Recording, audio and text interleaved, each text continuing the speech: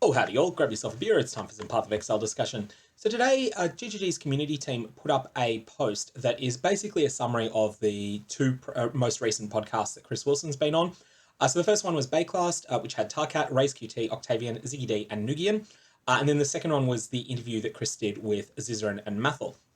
I've done extensive summaries of those, and I'm just going to put a link to them down in the description of the video below. I want to try and keep this one a little bit shorter because the times that I've gone through the content of this has ended up being a 3/4 of an hour attempt at making a video that just rehashed those two. So we don't want to do that today. We want to keep it quite a bit shorter. So Chris is going to be on another podcast this week, which will be with Gazzy TV, Grimro, and Crouching Tuna. And if you're not familiar with those players, Gazzy is a very high-end player who is probably the preeminent authority on minions and especially specters within the game. Grimro is someone who does a lot of really, really top-end loot farming strategies in softcore trade-enabled. Sort of player that will be at the level 100 and headhunter by level 100 by day 7, headhunter by day 3 sort of level of play. And Crouching Tuna is in a lot of ways similar to Grimro, except focused on deep delve instead. Someone who was instrumental in bringing the current day deep delving strategies to light within the Path of Exile community. So it'll be interesting to watch, and that's in a couple of days' time. Anyway, there's a bit of a summary of game balance, and the only thing I want to discuss here, because everything else has been sort of discussed to death on this channel, is the discussion of Fortify and my thoughts on that. So one of the things that a lot of people complain about is the feeling of being one-shot too much in Path of Exile at the moment. If you watch a video in slow motion of one of your deaths, it tends to be that they're not actually one-shots, but you'll be hit a lot of times in rapid succession. Each hit will maybe chunk you for 1,500 or 2,000 life, and ultimately you will die to a string of 3 or 4 savage hits that take place faster than a player can react. So one of the things players do to mitigate this, of course, is using Fortify, as well as a bunch of other defensive layers. But I think that fundamentally there's a really difficult balance problem that needs to be solved here. So currently Fortify is in some way the glue that holds caster defenses together. Casters can get access to Fortify by using it on one of the move skills that is Fortify friendly. There's a couple of other ways as well, but it's usually used on either Shield Charge or on Whirling Blades. And these can now enable casters to get their hands on Fortify, and then that provides them with as much defense as it would provide to a melee player. The design intention of Fortify when it was introduced was a recognition that melee characters are in more danger of taking hits than casters are, and so melee characters should have an additional defense over and above what casters can get. And so that was the original design intention with Fortify, but it's certainly not the present implementation of it. So in 3.16, GGG intend to address this and make it so that Fortify actually does benefit melee characters more than it does casters. But doing this on its own, I think, will be a negative for the game. It needs to happen alongside a more wide overhaul of player defenses. So there's a perception amongst a lot of players that the main way you die is being one-shot. It's usually not a one-shot. Normally it's because you take a lot of hits within a very small window of time. We're talking a window of time that is too small for a player to react. Sometimes it's within the limits of human reaction time, and like the various levels of internet lag that's involved in playing an online game. Sometimes it's a little bit more than that, but it's faster than that individual player could react, even though maybe one of the best players in the world could have survived that threat. So fundamentally, though, dying within about 400 milliseconds of taking your first hit, it generally feels really unsatisfying, and it is very common in the game at the moment. So what I think that should be done in order to address this is a quick look into why we've got to the spot that we're in now. Partly it's because GGG have realized that players react favorably to more monster density being added to maps. So they've given us more and more ways to add density to maps, whether that be through delirium layers, adding more monsters, whether it be through just scarabs, sextants, all sorts of stacking things that add more and more monsters onto a map. We have a lot of monsters on a map. And if you're in a situation where every monster can attack once per 1400 milliseconds, if you've got 3 monsters near you, then you're actually, let's use 1500 so the numbers are nicer. So once per 1500 milliseconds, 1.5 seconds. If you're near 3 monsters, then you're going to be taking a hit every 500 milliseconds. If you're near 5 monsters, you're going to be taking a hit every 300 milliseconds. If you're near 12 monsters, you're going to be taking a hit every 125 milliseconds. And if you're near 30 monsters, you're going to take a hit every 50 milliseconds on average. So the more monsters that you're around, obviously the more danger that you're in, and there'll only be a certain number of hits that you can survive. So let's say that you can survive 7 hits from monsters. If you're near 30 monsters, your time to kill is 350 milliseconds if you don't act. If you're near 12 of these monsters, it's 875. 875 milliseconds, a player can react. 350 milliseconds, a player can't. And that's one of the problems that we've got at the moment in the game. Second problem that we've got in the game is that there's an extreme reliance upon 2 specific defensive layers. Here we're talking dodge and block, and they're very similar to each other in the way they work. So both of these give you a percentage chance to completely avoid all damage that you take from a hit. And so fundamentally, most players try at endgame to build in one of these to be to be a very, very, very big part of their character's survivability. It's no surprise that the very most commonly allocated keystone amongst high-level players in Path of Exile in 3.15 is acrobatics. The next is phase acrobatics. And then, there's a bunch of others as well that are really high up there as well that relate to block. So you have this situation where heaps and heaps of players are reliant upon these defensive layers that give you a probabilistic chance of taking no damage. And the thing is that these are probabilistic. So that means that there's no mercy involved in them. If you're hit, let's say that you've got a 25% chance for an enemy's attack to penetrate your dodge. So you've got 75% dodge. If you take 5 hits in a row, on average, you're only going to be hit by 1.25 of those. But it will not be rare for you to take 3, and it will not be unheard of for you to take 4. If 4 of these hits will kill you, then you have a reasonable chance of dying. But most of the times that you're exposed to that risk, you'll survive. And so this ends up being this really sort of unsatisfying situation where you're playing the same way constantly, and then eventually, boom, you just get unlucky and you die. And it doesn't help that dodge and block are the most powerful defenses in the game at the moment, bar none. And nothing else is even remotely close. What I think that GGG should do here is a suite of changes that basically do 3 things. Firstly, increase player life pools. This means that you are less likely to die when you do take a string of unlucky hits all in a row. Secondly, make the changes that you're discussing to Fortify. Thirdly, decrease the dodge cap and the block cap to 60% from 75%.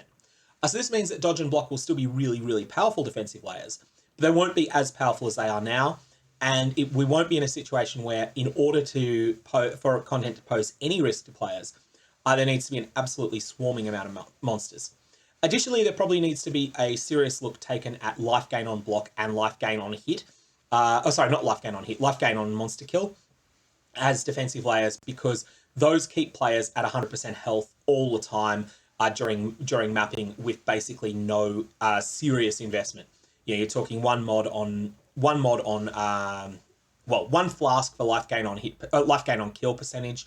That's Cinder Swallow Urn, and one mod on your shield for life gain on block. Those are probably too good as well. But I think as a suite of changes, that will decrease the amount of one-shots and also of volleys that feel like one-shots, that feel indistinguishable from one-shots, like dying in 250 milliseconds. So you go from full life to 0 without taking any slams or any telegraphed hits. It's just from a bunch of small hits. You're going to try and avoid that happening. You want it to be at least 700-800 milliseconds between taking the first hit and dying in most play, whilst also achieving no real decrease in the amount of risk that players feel. There's a bunch of discussion of ailments, and I've sort of already summarized this before, but basically GG's attitude is that they want to move a lot of the passive sources of ailment avoidance onto active skills. And so things like Arctic Armor granting you immunity to freeze in 3.15. I think that this is both a good and a bad idea, and the problem is that freeze is different to other ailments. Freeze really is something players need to be able to build immunity to, because being frozen, even for even for 200 or 300 milliseconds is generally speaking going to result in your character being killed. So for that reason, I think that the question of freeze needs to be removed from this, and players just need reasonably good access to freeze immunity. And then the rest of these changes can be done, via, will be fine, I think, in my opinion. A bit of discussion of flasks. Again, I've sort of discussed this to death elsewhere on the channel, so won't really go into that because there's nothing new to discuss here. There's a lot of discussion about itemization, and this is one of the most difficult problems that a game like Path of Exile has to face. The reason for this is that players kill a lot of monsters, a staggering amount of monsters, and one of the things that happens is that those monsters drop items on the ground that, broadly speaking, are not relevant to play at all. The reason they're not relevant is that, let's say that you're playing a character that has seven jewel slots. Furthermore, let's say that you expect to upgrade one of your jewels every 3 hours of play. Now, furthermore, let's assume that you're looting 10,000 items per hour of play. This means that you are only really interested in the best jewel out of every 30,000 items that drop. That's going to be the best jewel that drops in 3 hours, and therefore be one you might consider using in one of your 7 jewel slots over the week. That means that there's a lot of jewels that are dropping that you just don't care about at all. Factor in that there's fairly deterministic ways of crafting some items. Not really so much jewels, but a lot of items, there's fairly deterministic ways of crafting items that can be maximum power for that item slot. And as a result, items on the ground are just inferior to, because there's so many of them, you're not going to identify everything, and you're just not going to find anything particularly relevant. This is a really hard problem to solve. And ultimately, I don't really have a solution for it. The only thing that comes to mind is that they could make it so that bosses drop items that or at least have the potential to drop items that are better rolled than typical rolls. But again, that's just going to further devalue all the other drops, because ultimately it's not the raw power of an item. It's not that you aren't interested in an item because it's an 8 out of 10 in power level.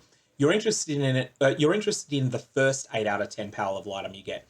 All of the rest of them are the 8 out of 10 items that you get. You're either not going to use because they're side grades, or you're going to use risky crafts on them to try to turn them into a 9 out of 10 item because you've got an existing 8 out of 10 to fall back on.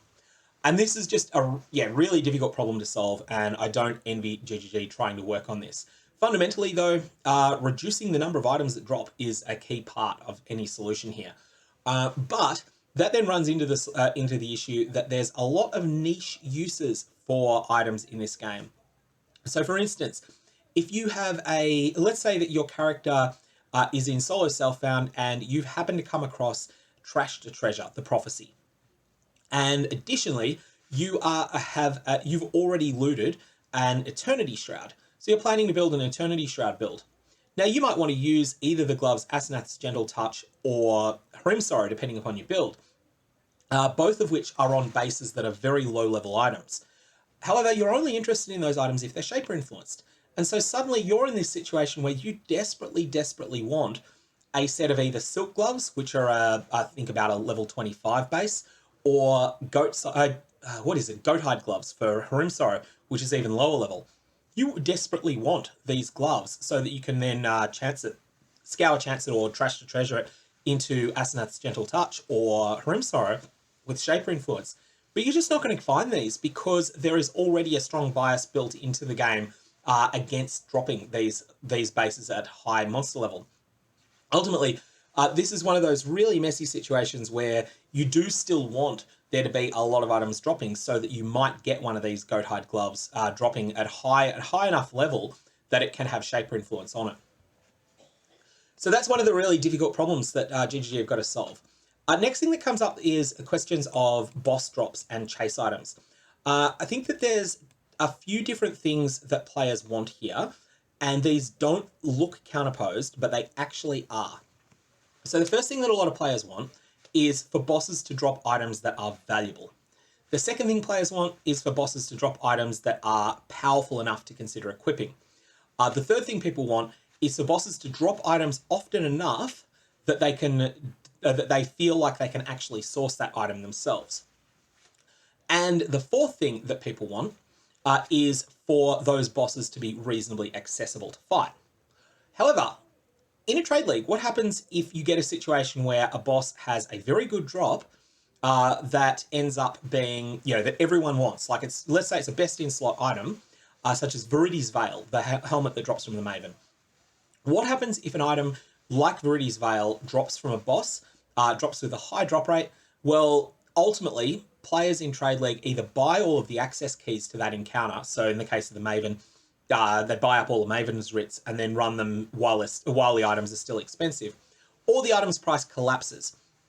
And you've sort of seen both of those things happen over the period of 3.15. Initially, there was not enough supply of Maven's writs, so players would just keep buying Maven's writs, they'd run them, they'd then go and kill a Maven, and they'd hope to get a Viridi's Veil. At least that's the small number of people that were able to beat the Maven at that point. Then over time, a larger percentage of the player base got to the point that they were strong enough to take on the Maven, and then at that point, the value of that item collapsed. Ultimately, supply and demand are a very, very difficult thing to try and balance. Now, GGG have managed to get this right a couple of times in the past, but the way they've done it has been by introducing chase items that have fundamentally different versions. The best example of this, I feel, is Voices. Voices drops from the Simulacrum. I believe it to be about 1 per 10 Simulacrums. Other people might have different data sets that contradict that a little bit, but it's sort of in that sort of ballpark. But when a Voices drops, there are 4 different versions it can drop as. It always drops corrupted, so you can't apply a Divine Orb to change it from one to another. It can drop with 7 burnt sockets, which it does about 2/3 of the time, 5 burnt sockets, which it does about 30% of the time, 3 burnt sockets, which it does about 2.5% of the time, and 1 burnt socket, which it does 0.5% of the time. And this creates a situation where if you just want the functionality of this item, Voices, you can get the cheap 7 burnt ones. You can trade for that easily, but if you're determined to keep, keep improving your character, you can upgrade from that to a 5, to a 3, and to a 1. This is the sort of example of a chase item that can be made that will satisfy most of those players. But it is still the case that there will be players that want Voices 1 to be accessible. Obviously it's not. Voices 1 tends to be a multiple mirror item when it drops. And so the fact that Voices 1 is 1 in 2,000 or so simulacrums, whereas Voices 3 is about 1 in 400, Voices 5 is about 1 in 30 simulacrums. This creates a situation where there's always a next step to improve your character. Well, at least except for a tiny number of players that can't get there. And so I think this is the best chase item that they've ever designed. There's a bunch of other chase items designs they've used though, things like the Watcher's Eye, which fundamentally is balanced through rarity. Watcher's Eyes that are the best possible ones are unbelievably rare. When we say unbelievably rare, it is no exaggeration to say that on average, if you've got 3 specific mods you're chasing on a Watcher's Eye, the odds of that dropping from an Uber Elder encounter are approximately 2 in a million. So ultimately, in a trade league, this makes for a fantastic chase item because there's probably only 2 or 3 of them on the entire server. But in a solo self-found environment, of course, that just means it doesn't exist at all. So this is one of those things that's where you actually can't please everyone. But what I think GGG should do is look at what they did with Cirrus. Firstly, they had the helmet. The helmet's a really good item, but it's not so good that it obsoletes rares. It's a really good item, and at least at the time, this sort of fell apart a year and a bit later when they changed the way Labyrinth enchants worked. There are a lot of players that just wanted a lot of copies of it because they would then go and run Labyrinth and enchant them. It's not so much the case anymore. People are not really enchanting the Cirrus Helm nearly as much as they used to. But it was still a really good item with the mechanics that existed at the time because of the way it interacted with Labyrinth enchants. Then you had the Hands of the High Templar. This is an item that drops from Cirrus that basically, if your approach is, I'm going to keep vialing this until it's got 5 implicits or it dies, 31 in 32 of the ones that drop for you are going to be destroyed. But you've got the ability to stop when you want on it. So that's a really good drop as well. Then you have the Awakener Orb, and the Awakener Orb was a really good drop because it destroys itself. Then you have a number of mapping consumables as well, the rarer watchstones like misinformation and the like, and also just the useful but common ones like territories unknown. So Cirrus was probably the best loot pool that they've ever come up with, and I think that Watcher's Eye is another good example. They really need to put an enormous amount of thought into how do you make it so that these items that drop can be a good drop early in the league that incentivizes people to do this boss, but remains a good drop even when the people that have set up a dedicated farming character have run that boss 500 times. That there is still something that those players can't just flood the market and just absolutely crush out all of the economic demand for those items. So yeah, that's a really difficult problem to solve. And ultimately, you can't make everyone happy for every item, but you can try and make it so that every item makes someone happy. And I think that should be the goal there. There's also a bit of a promise to review the 3.14 change where various... so there's a thing that said here that where in 3.14 they changed league-specific items to move them into the core drop pools. So things like Headhunter being made an ultra-rare drop, or Asenath's Gentle Touch is another one. And there was also a question, should any of these be restored to be boss-specific?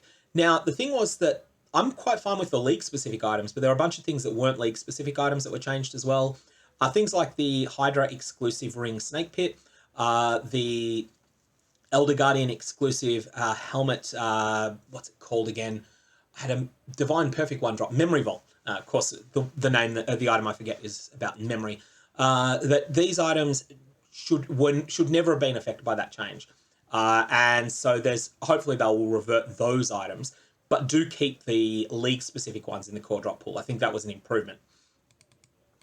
Now, then there's a bit of discussion here about trade questions and specifically divination card drop locations. I really think that GGG stuffed up when they changed the drop location of Imperial Legacy without announcing it. If they'd announced it in the patch notes and said, "Hey, we're changing Imperial Legacy. It's no longer dropping it's no longer dropping outside maps," that would have been fine. But they changed it without making that announcement, and it just meant a bunch of people wasted a bunch of time farming for it.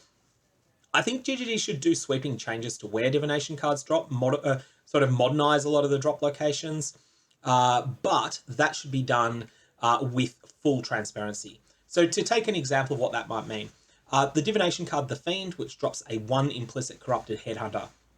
This is something that I feel should be moved out of the Shrine map, where it currently drops with an abysmally low drop rate, and instead drop somewhere like, say, Maven regional invitations that are corrupted.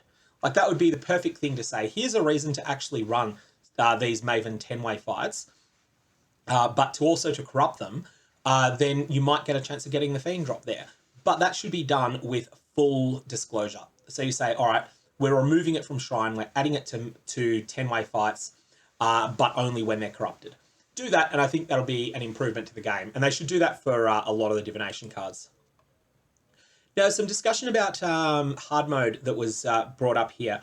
And unfortunately, they've walked back a little bit on it. I had taken Chris's post to be Chris's comments in that interview to be that they were pretty firmly committed to bringing hard mode, to making it available to players next league. This sort of walks back a bit from it and says, we'll post more about hard mode in its own post in the coming weeks if we decide it's something we want to release publicly. I think that this definitely should be released publicly. It's not going to be something everyone likes, like solo self-found. It's just going to be an opt-in hard mode that's going to reduce your ability to acquire items, but in a different way to solo self-found, and probably more restrictively. I think this would be a really good thing to see in the game, and I would definitely be looking forward to it. So I hope that they actually do commit to introducing it, and that it's not some maybe, maybe not. Main thing I wanted to focus on discussing though here in this video is the concept of aspirational content, because I think this is something that has flown a bit under the radar, this section. So in the lead up to first Bay class, there was a lot of sort of brainstorming that went on, and there was a desire for more challenging content in endgame. Now, I think this is something that was done really well just by virtue of 3.15's nerfs.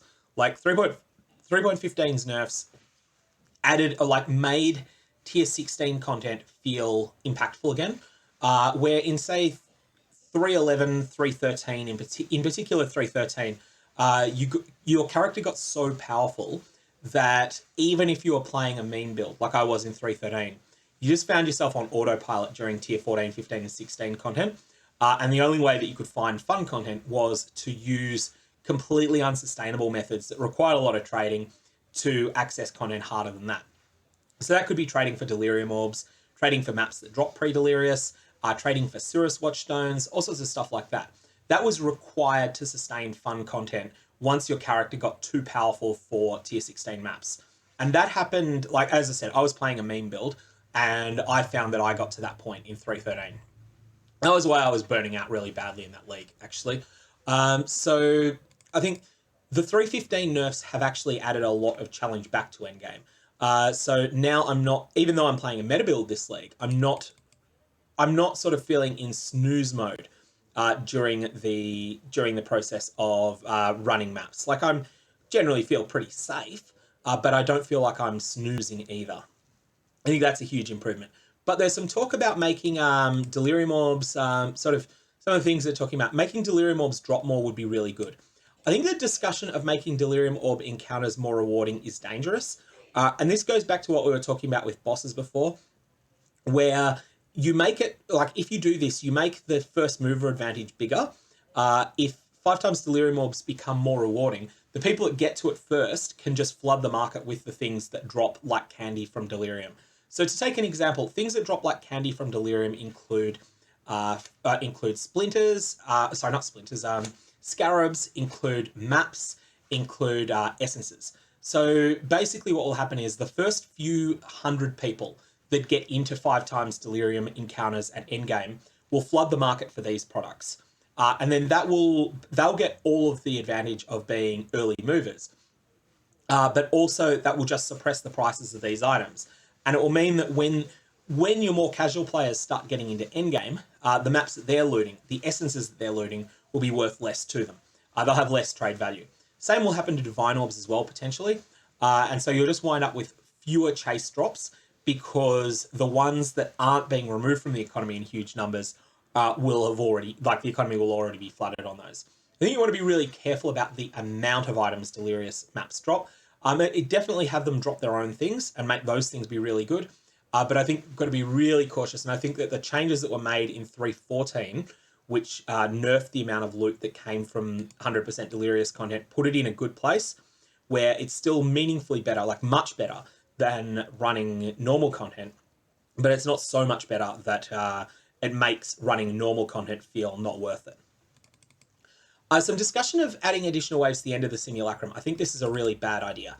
And that is because already with the simulacrum, if your character is capable of completing wave 20, then waves 1 through 12 are boring. They are an absolute chore. The simulacrum really needs to be split into 2 versions. One that just covers waves maybe 1 to 16, and that is... and then you say, this is the casual player's version of the simulacrum. It'll be hard for them. It'll be rewarding for them. But then have a second version, which might be, say, waves 12 through 25. I think that would be a much better way of doing it. And then that second harder version of the simulacrum would be something that could have a couple of its own items potentially. It could be something that's a really difficult challenge aimed at the very, very best players in the game. I think that's much better than just adding to the existing one, because honestly, if you can beat wave 25, you're going to find wave 15 boring. Just as like now, if you can beat wave 20, you're going to find wave 12 boring. So that's, something that I don't think that making waves 1 to 15 be a prerequisite for this new endgame content is a good idea at all. Bunch of changes to Delve that basically squish it a lot. This seems like a really good idea to me.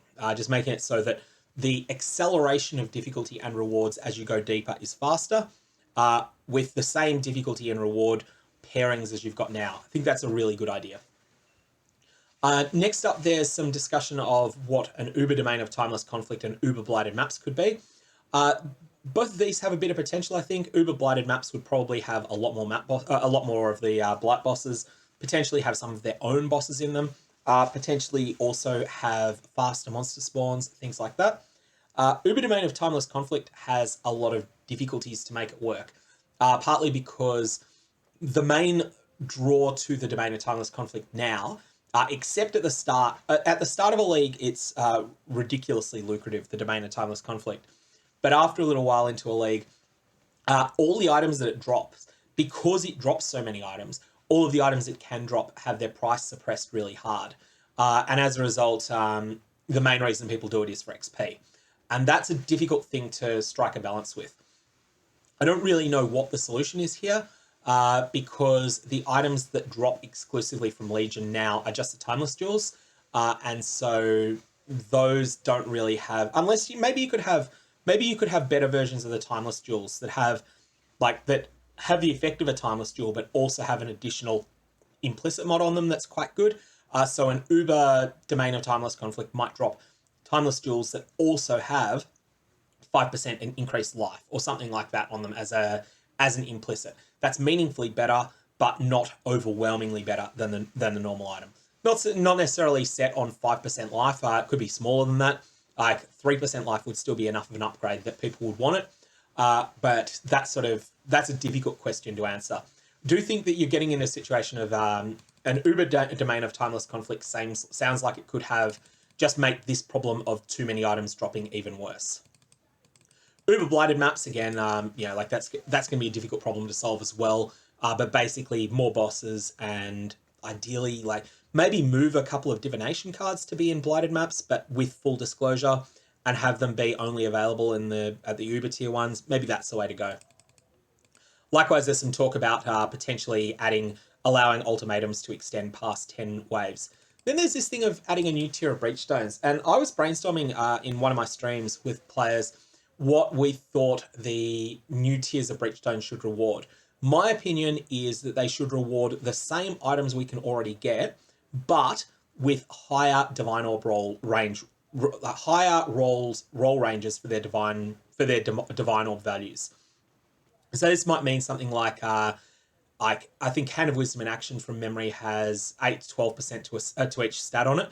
Maybe have it be 8 to 14% on each stat. That would be meaningfully better, but not so much better that it obsoletes the previous item.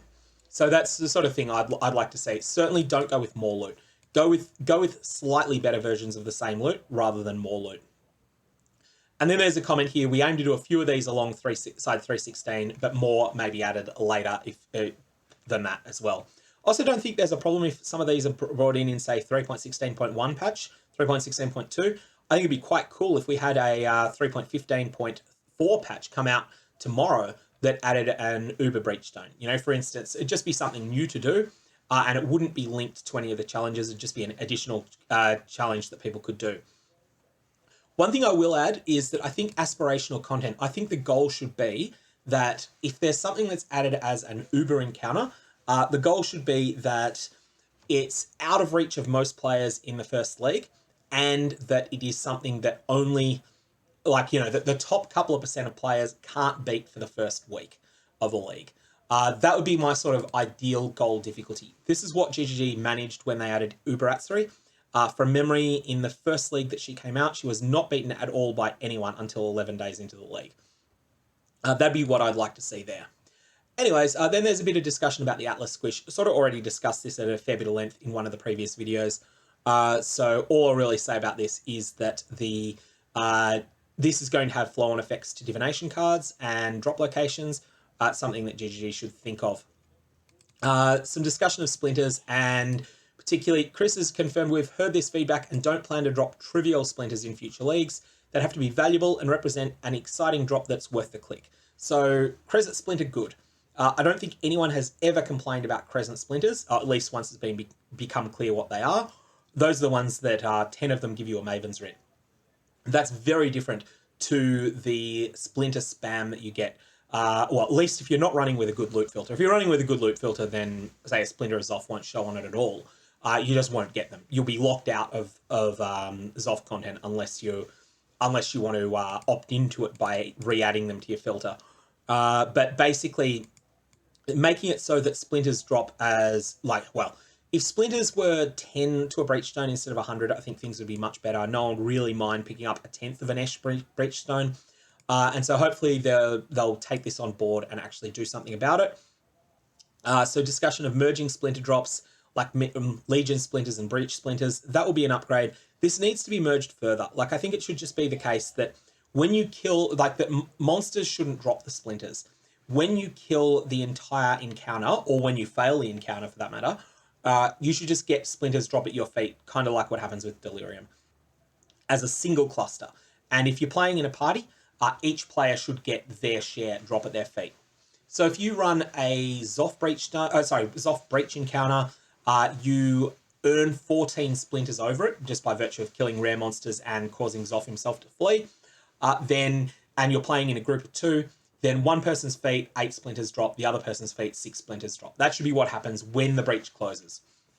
So that's my thoughts there. That'd be so much better than we've got now. And likewise with Expedition, that should be done as well. And ultimately, like, they're talking about this when Expedition eventually becomes part of the core game.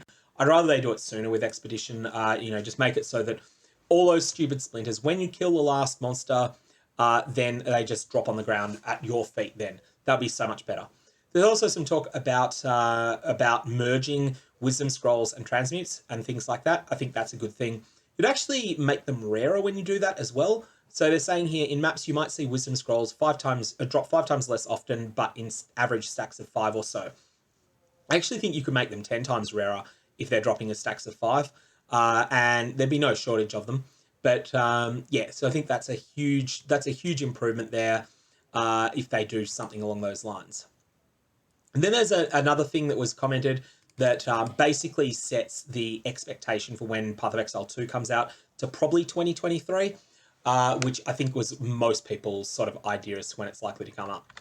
Anyway, that's all I got on that. If you've got comments or questions, definitely fire away below. Otherwise, me or Valobs have interesting results, and I will see you around with my thoughts on the upcoming Crouching Tuna, Grimro, Chris Wilson interview and Gazzy TV interview when that comes out in a couple of days.